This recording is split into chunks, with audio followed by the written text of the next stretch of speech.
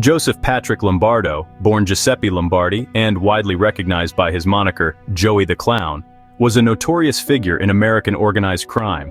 As a high-ranking member and consigliere of the infamous Chicago outfit, Lombardo's life and career were steeped in intrigue, controversy, and criminal enterprise. Born on January 1, 1929 in Chicago, Illinois, he was one of 11 children in a hard-working family of Italian immigrants from Bari.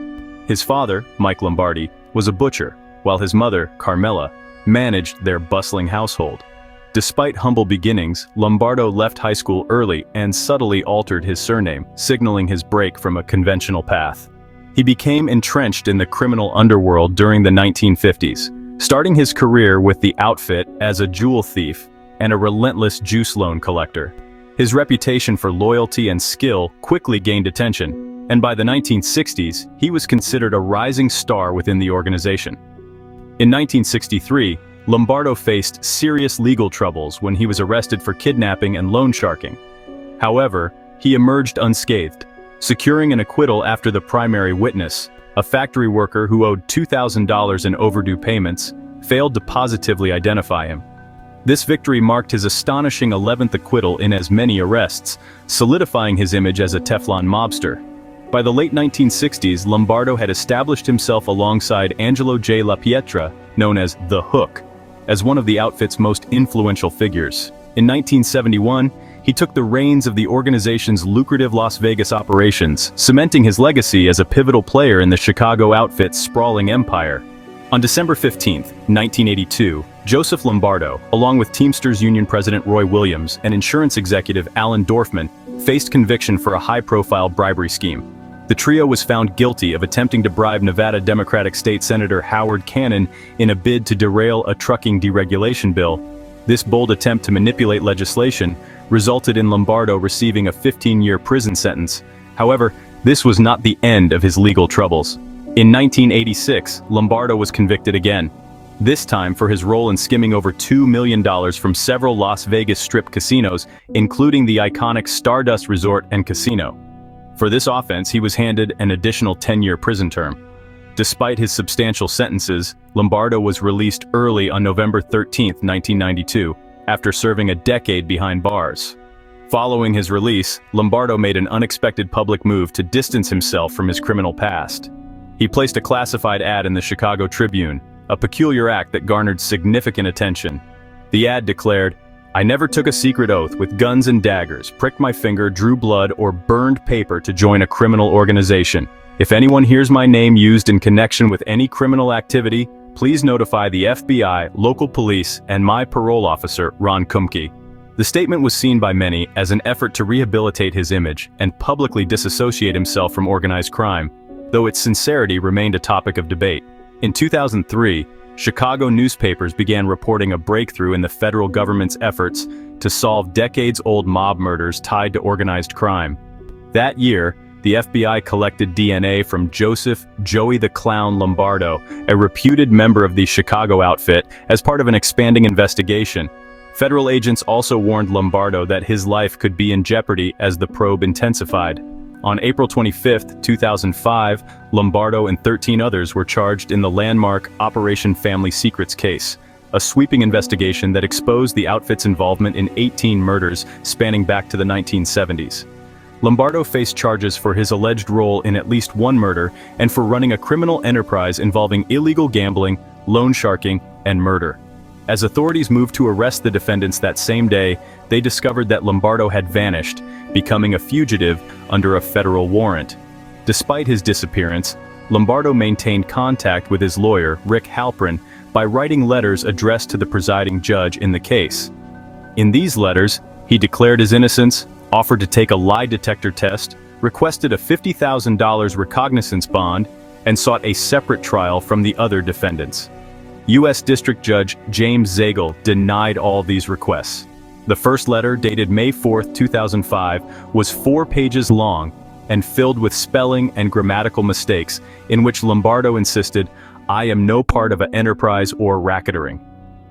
This marked the beginning of a contentious legal saga, as Lombardo's letters became a key feature of his elusive defense. In a letter addressed to Judge Zagel, Lombardo attempted to distance himself from the allegations outlined in his indictment, urging, "I had no involvement in poker machines, exorbitant loans, gambling, or any of the other charges mentioned." He fervently denied knowledge or participation in the 18 murders linked to the indictment, stating, "Before, during, or after these events, I was never aware of them, and I remain uninvolved to this very day as I write to you." In a bid to emphasize his non-violent nature, he wrote, "I am not a man of violence in any way, shape, or form. I neither own nor possess weapons of any kind. If the FBI were to locate me, I would surrender peacefully, offering no resistance whatsoever." Lombardo even sought advice from the court, adding, "If you have any suggestions or recommendations on what actions I should take, please communicate them to my attorney. He can be reached through the media." This letter was only the beginning. Over the subsequent months, Lombardo sent additional correspondence to his lawyer, referencing local news reports of a state investigation into allegations that Rosemont, Illinois Mayor Donald Stevens had connections with members of the infamous Chicago outfit. Halprin, Lombardo's attorney, wryly commented on his fugitive client's apparent penchant for keeping up with current events, joking, "I doubt he has a home subscription." Meanwhile, the FBI intensified its efforts to capture the elusive Lombardo, offering a $20,000 reward for information leading to his arrest. After remaining at large for over 8 months, Lombardo's freedom came to an end on January 13, 2006. Disheveled and sporting a beard, he was apprehended by federal agents outside the Elmwood Park residence of his longtime associate, Dominic Calarco. Authorities were tipped off after Lombardo sought dental treatment from Patrick Spilotro, a brother of deceased mobster Tony Spilotro, for an abscessed tooth. At the time of his arrest, Lombardo was found carrying $3,000 in cash. During his arraignment, he pleaded not guilty and revealed that he had been suffering from atherosclerosis. When asked why he hadn't sought medical attention during his months in hiding, he quipped, I was unavailable," eliciting laughter from the courtroom.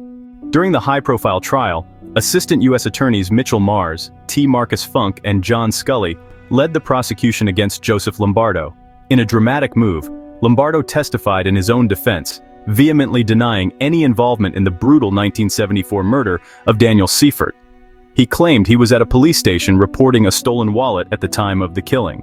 However, federal prosecutors challenged his alibi with compelling evidence.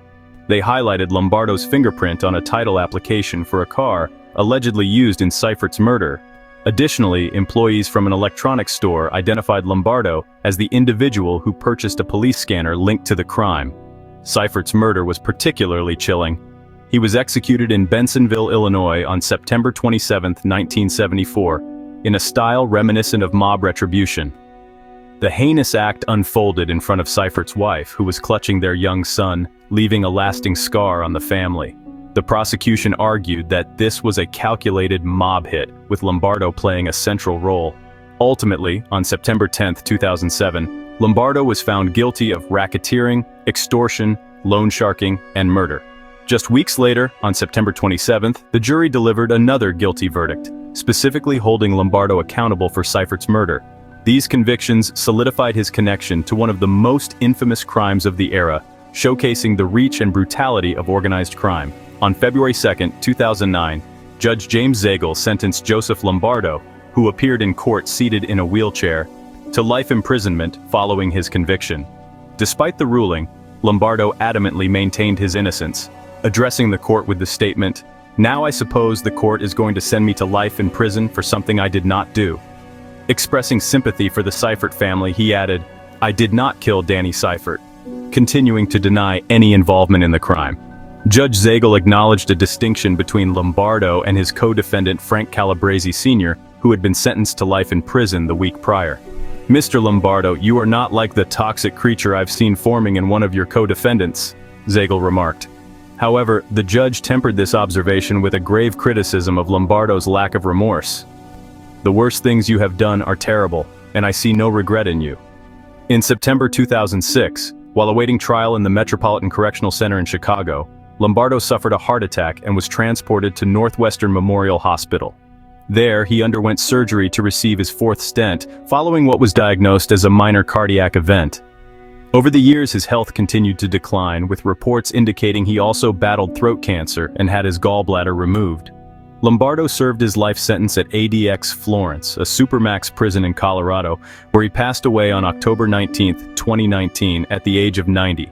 Lombardo's legacy was cemented in part by the high-profile Operation Family Secrets trial of 2007. The investigation uncovered decades of murders and organized crime activities. Lombardo was convicted and sentenced to life imprisonment for his role in 10 murders, solidifying his reputation as a key figure in organized crime. Lombardo was known for his ability to influence law enforcement, politics, and businesses, a hallmark of the mafia's power in the 20th century. His involvement in corrupting unions, particularly the Teamsters, linked him to infamous mob-backed schemes and figures like Jimmy Hoffa. Despite his affable, clown persona, Lombardo was feared for his ruthless enforcement of the outfit's rules. He was a master of staying under the radar, maintaining a low profile, and avoiding direct ties to criminal activities whenever possible. Lombardo represented the old-school mafia that thrived on secrecy, loyalty, and brutal enforcement of its code. His activities reflect the golden era of organized crime in Chicago and its gradual decline as law enforcement intensified its efforts. His conviction in Operation Family Secrets marked the dismantling of much of the Chicago outfit's power. Lombardo's downfall symbolized the mafia's waning influence in the face of modern law enforcement techniques and federal pressure. Lombardo's colorful nickname and quirky courtroom antics made him a subject of media fascination, adding to the public's enduring intrigue with mafia figures.